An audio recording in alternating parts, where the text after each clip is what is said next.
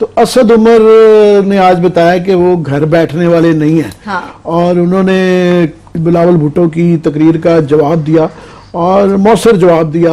बुनियादी तौर पे उन्होंने कहा जी ये जो बना दिया गया कि जी उनको अपनी नाकामी की वजह से और इकोनॉमिक, तो उन्होंने अपना बेसिकली केस पेश किया है। कर तो रहे थे जो एड्रेस करके बिलावल को, मगर कुछ मेरा ख्याल अपनी पार्टी को और अपने वजीर आजम को भी सुना रहे थे कि आपने मुझे फेल डिक्लेयर करके घर में भेज दिया। तो मेरा ये रिपोर्ट कार्ड है, तो रिपोर्ट कार्ड जो था उनका वो बुरा नहीं था, तो काबिल जायजा अगर लिया जाए, it made sense. For example उन्होंने कहा जी ये जो है कि जी ग्रोथ रेट जो है कुछ लोग 3% कह रहे हैं होगी और कुछ लोग कह रहे हैं 3.9 आ जाएगी। वेरियस सर्वेज और तजिया निगारों के इस तरह के फिगर्स हैं। तो उन्होंने कहा जी ये जब बैलेंस ऑफ पेमेंट का हो, जब आपके पास डॉलर मुल्क में ना हो तो फिर जो है ग्रोथ कम की जाती है। बिल्कुल उसके पीछे एक मंतक होती है कि अगर आपकी इंपोर्ट बहुत ज्यादा, जो कि हमारी बहुत ज्यादा ट्रेड गैप जो था ना $35 बिलियन का आ गया हुआ था, तो ये 4% जो कमी हमारी दरामदात इंपोर्ट्स में आई है, उसकी वजह से ये हमारा जो करंट अकाउंट डेफिसिट था जो 18 बिलियन से वो 12 बिलियन पे आ गया है, तो उसके लिए स्लो की जाती है। बिल्कुल वो अलग बात है कि उन्होंने जिक्र नहीं किया कि जो एक्सपोर्ट्स हमारी ये सारे फेवर्स देने के बावजूद नहीं उठ रही, अभी तक मार्च के महीने में जो अच्छे फिगर्स नहीं आ रहे हैं, तो ये खतरे की बात है। ये उन्होंने इग्नोर की, मगर ये उनकी बात में मंतक थी। दूसरा उन्होंने पीपल्स पार्टी का रिकॉर्ड दिया कि ये जो है बातें करते हैं, तो मेरा तो चले 3 से 4% ग्रोथ रेट के फोरकास्ट आ रही हैं, तो इनकी 2.5% एवरेज थी 5 सालों में, और जो है ना पहले साल में 0.4 थी। फिर इन्फ्लेशन उन्होंने कहा जी मैं तो 6-7% की बात हो रही है, इनकी 12% थी। डेफिसिट इनका 7% एवरेज थी जीडीपी की। रेमिटेंसेस जो महसूलात हैं वो जो है हमारे तो बढ़ रहे हैं, इनके 8% कम हो गए थे औसतन जो है। फिर इनके दौर में कर्जे जो हैं वो 135% बढ़ गए थे।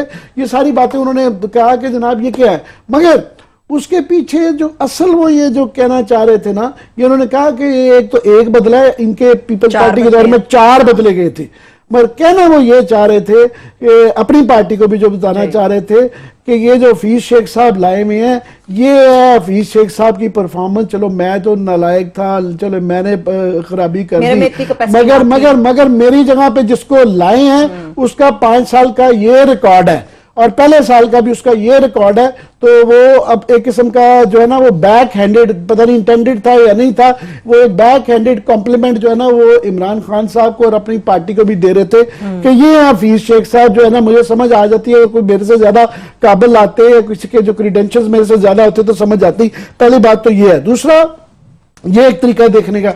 दूसरा ये है कि वो उन्होंने ये बिल्कुल, क्योंकि ये सोशल मीडिया पे भी उनके जो दुश्मनान थे, काफ़ी सारे लोगों ने उनके खिलाफ कैंपेन भी शुरू कर दी, तो वो ये इंप्रेशन देना चाह रहे हैं कि जनाब मैं नाराज़गी नहीं बिल्कुल भी कर रहा और मैं पार्टी के लिए करता जाऊंगा, अच्छा बच्चा हूं मैं, और मैं बिल्कुल जो है ना बगावत के शोले जो है ना मुझसे एट्रीब्यूट किए जा रहे हैं, कोई बगावत के शोले वोले नहीं है बिल्कुल। मुझे तो आज जो नजर आया जितना अच्छा वो बोले हैं कि वो मेरा ख्याल है कैबिनेट में जकड़े गए हुए थे। वो हर कोई जो क्लास साहब के बकौल वो बोलते थे पिछला, तो पिछली लेके आ जाते थे कि आपने तो ये कहा था।